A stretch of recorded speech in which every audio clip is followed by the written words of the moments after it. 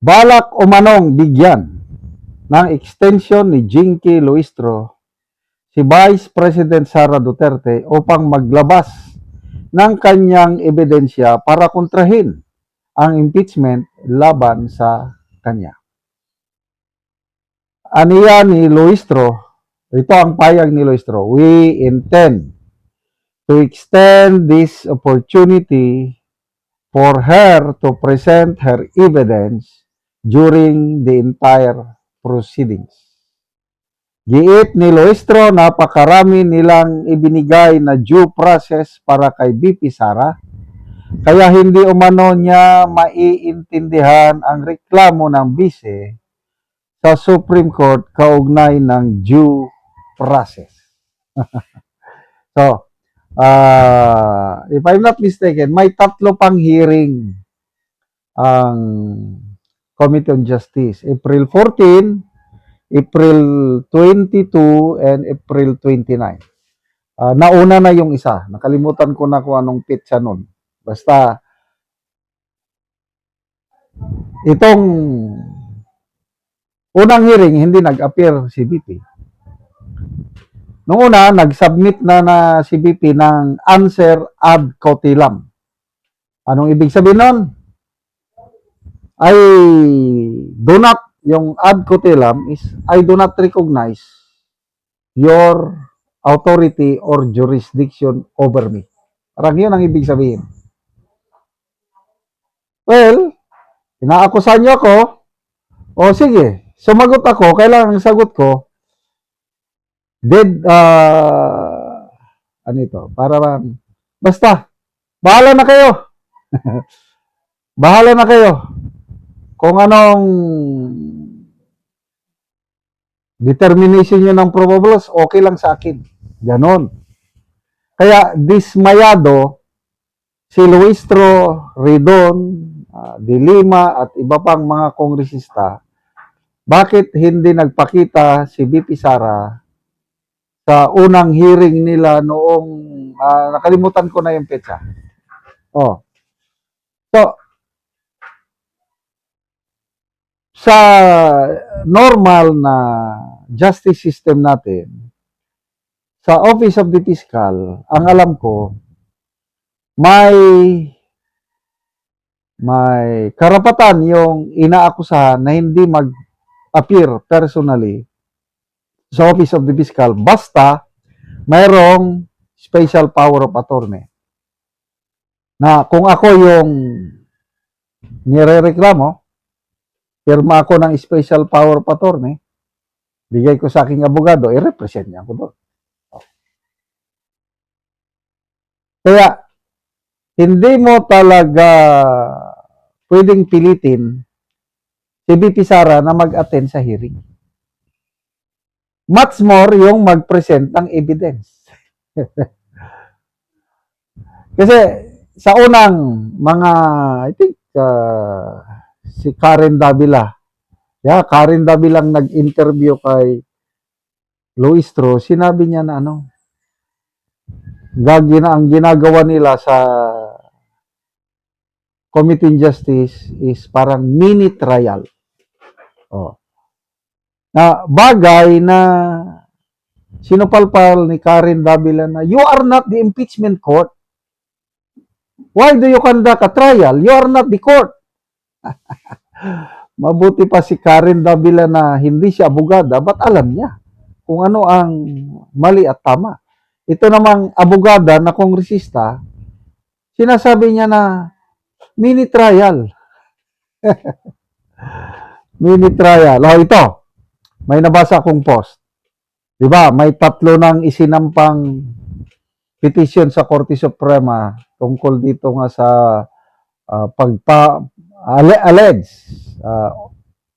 fishing expedition ng mga kamera. May statement, bagong statement si Congressman Luistro na hindi na daw sila mag-cross-examine sa mga testigo. Kasi nung una, yun nga, pag nandyan ang mga testigo, unang sinabihan na ang mga defense lawyers ni VP Sara, hindi sila authorized mag-cross-examine. Ang members lang ng committee ang pwedeng mag-cross-examine sa mga testigo. Oh. Ngayon, may panibagong payag ang chairperson, Luistro, na actually hindi na sila mag-cross-examine. Ano lang daw, clarificatory hearing o clarificatory question. O bakit biglang nagbago ang hangin? Malala ko sino ba yun? Si retired Supreme Court Justice Ascuna na parang ang opinion ng maestrado is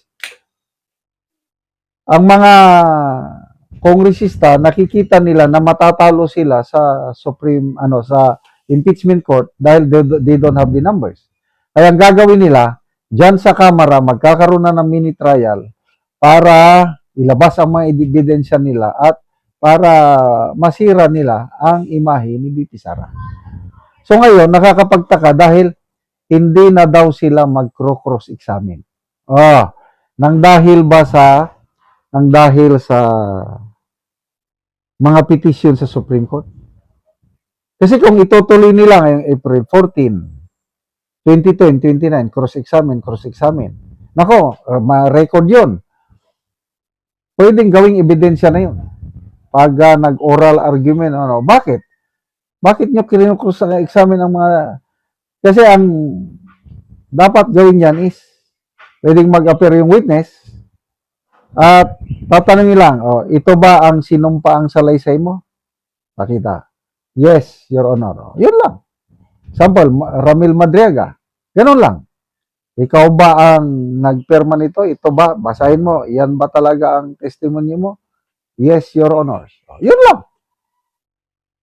Nung una is, i-cross-examine. Ngayon,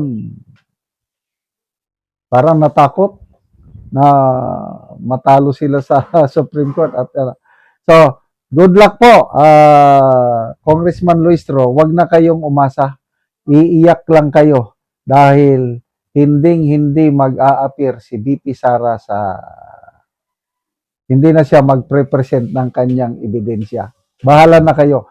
Hinahamon kayo ng kanyang mga abogado na iakyat nyo na sa Senado ang impeachment complaint para doon na magkaroon ng trial. Si Atty. Topacio, ini-interview siya ng mga vloggers. Nabigla ako. Dahil yung tono ng kanyang pananalita hindi maganda para kay Atty. Rowena Guanzon. May mga sinasabi siyang masakit sa tenga. I don't know sa inyo. Kasi ako, believe ako kay Atty. Guanzon. Talagang nung una, talagang kontra siya mga Duterte. Kailang nakita niya yung unti-unti, kita niya kung sino talaga si Tate Digong, sino talaga si VP Sara. And right now, I believe na yung suporta ni Atty. Guanzon sa mga Duterte is real.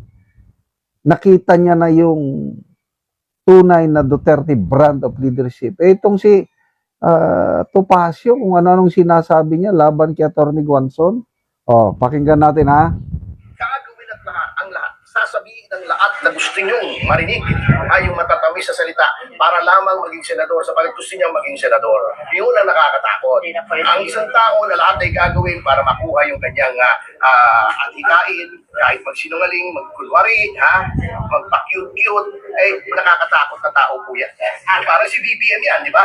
Lahat sinabi, pinuri si Tatay Digong, hindi daw ipapapansin yung ICC, di ba? Pagkatapos nung nasa poder na, baliktad na ginawa, inapin na si VP Sara, nakakatakot yung taong yan. Nangyari na sa atin. Otherwise, kung papauto tayo, at sasabihin talaga nung kabila, kita nyo, talagang mahihina yung mga DDS, madaling utuin. Papayag pa tayo sabihin na itututo naman pala yung mga yan, madaling palmalin lang yan di ba? Yun ang aking objection dyan. So, attorney, yung swift movement ni Atty. Guanzon from Dilaw to Dilaw to DDS, kasi ngayon palagi na siya buntot kay VP Sara. Ano naman kung masasabi nyo dito sa mga pro-Dutertes na nagsasabi na, ano naman ngayon kung nag-swift na siya ng maka-Duterte na yung kanyang pag-iisip ngayon, na something na-realize niya yung pagbabago, kaya maka-Duterte na siya daw ngayon. Ano naman po masasabi mo sa kanya? Hindi ganun kadali yun eh. Baliktarin natin. Halimbawa, mamaya lumabas ako rito, pupunta ako Malacanang. Sabihin ko kay Lisa Araneta, Ma'am, Panyera, tama pala si BBM. He's the greatest president ever. Magaling yan. Yung mga DDS, mali yan sinasabi niyan. Tingin nyo, pagtitiwalaan ako ng mga yun? Hindi, siyempre. Ba't pagtitiwalaan natin yung mga ganang tao, di ba? O, baliktarin nyo. Pumunta ako sa Malacanang ngayon. Ayoko na po sa DDS. Sa inyo na ako, Mr. President. Mali yung ginagawa ni Tatay Digong. Dapat talaga makulong yan. You think they will trust me? Hindi. Bakit hindi pinagtitiwalaan yung tao? Oo. Walang iniwan yan. Ito, may story ako. Medyo mahaba lang. Wala rin itong si ano. Anyway, yan ang pananaw niya. Wala tayong magagawa. Pinagdududahan niya si Atty. Guanzon eh. Ako, marunong akong kumilati sa tao kung sincero or hindi. Kasi nga, sa nature ng trabaho ko noon, yung nag-iimbestiga ako sa mga sundalo namin na nirereklamo sa pang-aabuso. Plus yung tatay ko rin, dating Philippine Constabulary Investigador, naman ako siguro yung instinct sa nakikita mo yung nagsisinungaling o hindi. Si Atty. Guanzon, real. Kung galit siya sa iyo, galit talaga. Kailang nakikinig yan. Kailan ba yun? Basta may na parang maiyak-iyak yung post niya na sinasabi niya, basta may post siya na dati galit ako sa iyo, Digong. Alam mo yan. Kinukontra ko ang iyong war on polvoron. Kailang, sabi niya, nung naglibot-libot na ako, nagpunta ako sa mga barberohan, sa merkado, public market, sa mga naririnig ko yung mga tao. Yung ano ang naramdaman nila panahon ni Digong. At doon ko lang na-realize kung gaano ka nila kamahal. Ganon. Halos mapaiyak nga ako hindi nabasa ko yung post niya na yun. Yung talagang pagka-realize niya kung gaano kamahal ng masang Pilipino si Tatay Digong. Kaya sabi niya, hindi ka dapat nasa ICC. Dito ka, ikulong ka nila dito sa Pilipinas. Dito ka litisin. Hindi yung ICC na yan. Sabi niya, So, very consistent yung sinasabi ni Atty. Guanzon. Hindi siya ipokrito. Sinasabi, hindi ako DDS. Sabi niya, kaya lang anti-Marcos ako. Correct. Ano bang mga DDS? Di ba, anti-Marcos na tayo ngayon? Di parehas tayo. Linalabanan natin itong maling ginagawa ng Marcos Jr. administration.